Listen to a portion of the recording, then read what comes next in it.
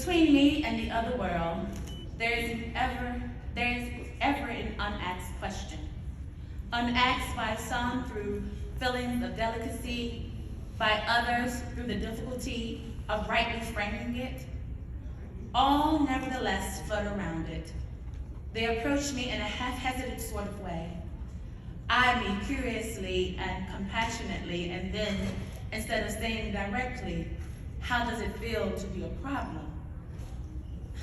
they say, "I know an excellent colored man in my town," or "I fought at Mechanicsville," or "Do not these sudden outrages make your blood boil?" At these I smile, or am interested, or reduce the boiling to a simmer as the occasion may acquire. To the real question, how does it feel to be a problem, I answer, seldom a word. By Dr. W.E.B. Du Bois. Good evening again. Allow me to extend my sincerest and deepest appreciation to Director Velasquez and the amazing team here at the Movement Collective. To you, the Little Rock 11, I bestow this honor upon you tonight because you have now readied yourself for the road ahead, blazing in the footsteps laid before you by the infamous Little Rock 9. It is in their likeness you pick up the blood-stained banner, soiled with insults, hate, bigotry, and riddled with pain and saliva. To take to the same paved and unpaved roads that have been weathered by the similar marches against injustices, stained and entrenched with the bloody remnants of police brutality and encased by dilapidation. All in an effort to house a perceived problem. You are the perceived problem. You lie at the nexus of dispelling the age-old feelings of us versus them. The ever-evolving challenge of unearthing the problem that equality and justice poses for those who benefit from inequality and injustice, be it tangibly or intangibly. A problem that is emboldened by a separatist mindset and the evolution of Jim, Jane, and Josh Crow laws. The mindsets of Strom Thurmond, Bull Connor, and Governor Fubalis. A problem to which you are the solution. A problem to which we, together, are the solution. As a child, my favorite subject in school was math. Now, arguably, it is still math, but particularly algebra. See, I loved algebra. I loved it so much because I love numbers, but there's something quite special about the problem-solving aspect of algebra. It is challenging, it's nuanced, and every problem has a solution. No matter how complicated the problem, there's always an opportunity to be a problem solver. In mathematics, there is a surefire way by which we solve algebraic equations. That process is known as the order of operations. Now, some of y'all might know that as PEMDAS, and I might be dating myself a little bit. But for those of you who don't know, that is the shorthand approach to looking for parentheses, exponents, multiplication, division, addition, and subtraction. Now, I told y'all I love math, okay, so I'm a bit of a nerd. And for those of you who might not be familiar with that, I'm sure you have heard. Please excuse my dear aunt, Sally. Okay? Sally, Sylvia, Shaniqua, however you want to say it, don't matter. The premise is still the same. When problem solving, the key is to never skip a step. That same passion and excitement I have for math, I also have it for community organizing. There is no greater feeling than that of being a problem solver for your community. The feeling that is intrinsic and it's electric and it actually runs through my body like lightning, y'all. So if I get a little hype, just forgive me. Because it's so similar to math. You know, and the other thing that I really love about math is that there's always a need to find a common denominator. It allows you to assess the problem in its simplest form. Contrary to as simple as it seems, finding the common denominator can be extremely frustrating and time-consuming and even complicated, but it will always prove to be necessary. Now, admittedly, I didn't always like the realities of math, okay? I was one of those people who was like, well, if I got it, then I got it, and I don't need to show my work, okay? I ain't got time to find no common denominators, none of that, okay? The answer is 4, all right?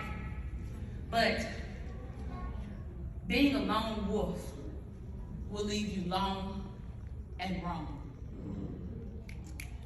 So, the word to the wise, going at it alone costs.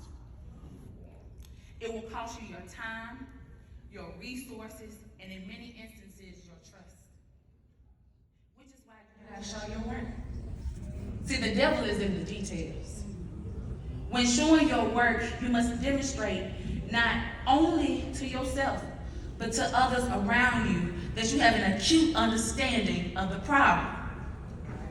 And that you not only understand the problem, but you also know how to approach the problem. You also have the tools that are necessary to solve the problem. Much like algebra, the outcomes of organizing is based on calculation. It can seem easy, but it is actually much more complex and nuanced than you think. Organizing requires a level of thoroughness and precision that is best achieved when you allow someone else to check your work. Case in point, the first Rainbow Coalition, which was created in 1969. Now, I'm not talking about Jesse Jackson's Rainbow Coalition. I am talking about the Rainbow Coalition of the Chicago Black Panther Party with the Young Lords Organization and the working class young Southern whites of the Young Patriots Coalition. The coalition that was formed after Fred Hampton sends one of his lieutenants, Bobby Lee, to a meeting with the Young Lords and the Young Patriots to help them learn how to organize in their communities. See, what was evident across those groups that despite the color of their skin, they were all faced with a similar problem. They had been assigned, the problem that had been assigned to them because of their economic status. They were poor.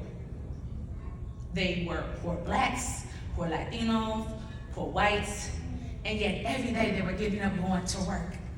But they was then being forced to live in poverty. Now, does that sound familiar? All right, I know. And so, as luck would have it, they had all been subjugated to the same sorts of problems we yet face today. Issues of police brutality and substandard housing in our communities. And at that very moment, they discovered that there was more that united them than there was that separated them. And so, not only that, but there was strength in numbers. And there was not only strength in numbers, but there was power in their presence. See, there's power in your presence when you are together, united, because unity is vital for the fight. You have been called to this moment. And you must understand that your presence is vital in this moment.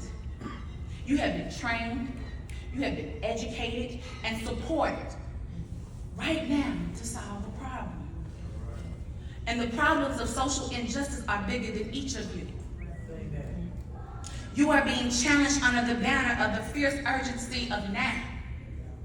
And now is the time that you must band together and realize that you can collectively work to do the work that your community desperately needs for the change they desperately desire. You are not here on accident. Though dynamic, you are not so dynamic that you can do this work alone. The work to be done is demanding, it is daunting, it is draining, and even at times dangerous, which is why you gotta do it together. There's so much power in your individual voices, but together, your voices can become a resounding boom. And let me tell you something about a boom, y'all. Now, I'm from Jackson, okay? I know y'all have heard Jackson State Tigers. But there's, I ain't got nothing to say because I went to Tupelo. But they got this thing called the boom. It's called the sonic boom of the South.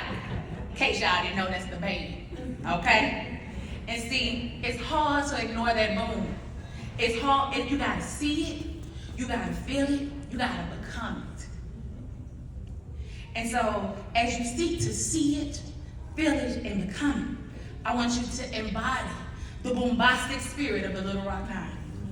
The spirits of Ernest Green, Minnie Jean Brown, Elizabeth Eckford, Thelma Mothershed, Melba Patilio, Gloria Ray, Terrence Roberts, Jefferson Thomas, and Carlotta Wells.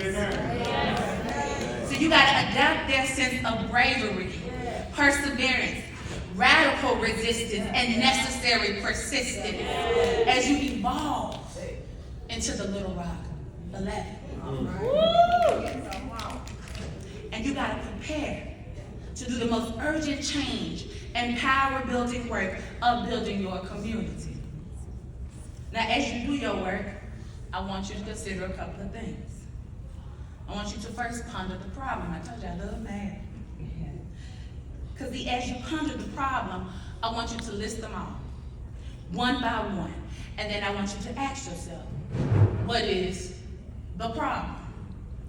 Is the problem women's bodily autonomy?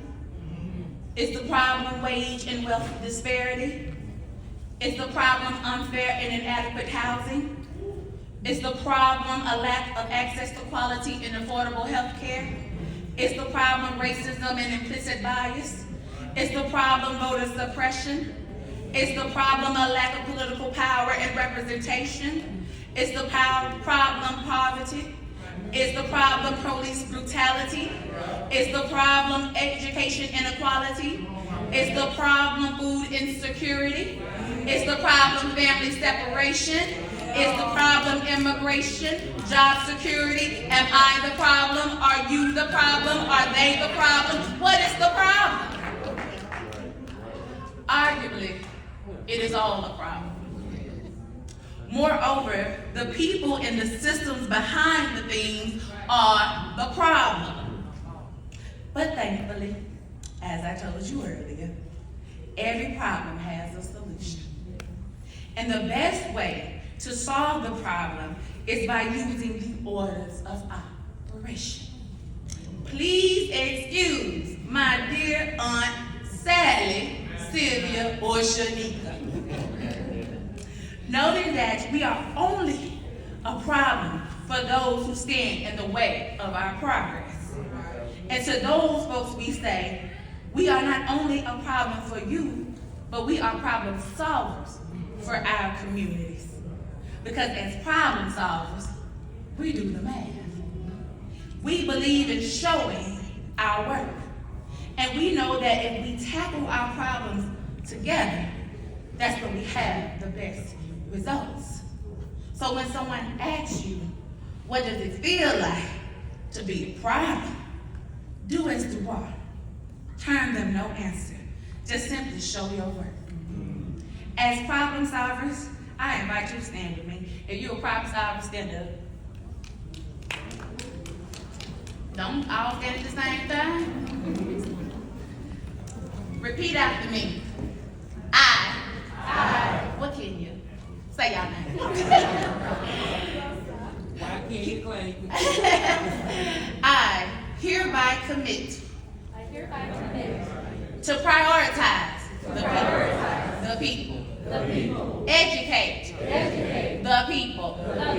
Motivate the people. Demonstrate with the people. Activate the people. Stand with the people. These are my orders of operation for effective community organizing, by which I accept effective My name this is Amber day. Mendez. Effective this day. Sincerely. A problem solver.